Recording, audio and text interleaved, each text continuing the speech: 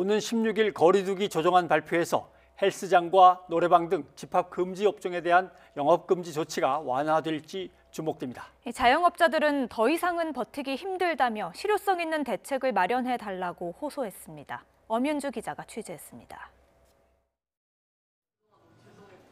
현행 사회적 거리두기 수도권 2.5단계와 비수도권 2단계 조치는 오는 일요일까지입니다. 정부는 거리두기 조정안 발표를 앞두고 헬스장과 노래방 등 다중이용 시설에 대한 집합금지 조치를 일부 완화하겠다는 방침입니다. 전문가들에 대한 의견, 그다음 중앙부처 지자체의 어떤 현장에서의 의견들 이런 부분이 전반적으로 논의되고 있는 사항들이기 때문에 이 부분들이 어떻게 된다라고 말씀드리기는 상당히 좀 어려운 그런 상황입니다. 거리두기 조치가 장기화하고 형평성 논란까지 불거지면서 자영업자들의 불만이 업종을 불문하고 곳곳에서 폭발하고 있기 때문입니다. 일부 사업주는 정부를 상대로 손해배상 청구 등 집단 소송까지 강행했습니다. 이런 상황에서 자영업자들이 정부 발표에 앞서 업종별 요구사항을 발표했습니다. 가장 먼저 집합금지와 영업 제한을 해제하고 자정까지 영업을 허용해달라고 주장했습니다. 이제 방역수칙 준수는 당연한 거고 영업하면서 확진자 발생을 예방할 수 있다고 자신하기 때문입니다.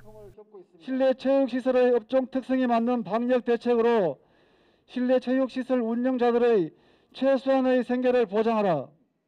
또 위드 코로나 시대에 맞춰 이젠 방역당국의 일방적 통보가 아닌 현장의 목소리를 듣고 함께 협의하자고 거듭 강조했습니다. 정부에서는 왜 저희에게 현실적인 문제를 논의하지 않고 본인의 의지대로 소통을 하지 않는 그런 정부가 되시려고 하십니까? 이런 요구에도 방역당국이 집단금지 명령을 유지한다면 영업을 불사하겠다며 대수진을 친 업주도 있습니다.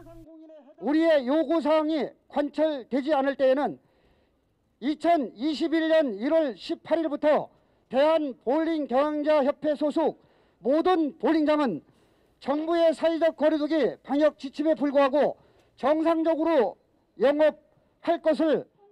이와 함께 정부가 집합 제한 업종의 소상공인을 위해 실효성 있는 대책을 마련해달라며 울분을 토해냈습니다. 대출을 꽉 채웠습니다.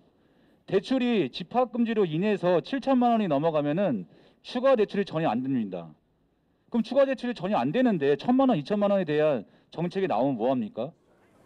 자칫 급격하게 단계를 내렸다가는 또다시 감염이 재확산될 수도 있는 상황. 하지만 자영업자들의 불만이 커지면서 방역당국의 고심은 더욱 깊어만 가고 있습니다.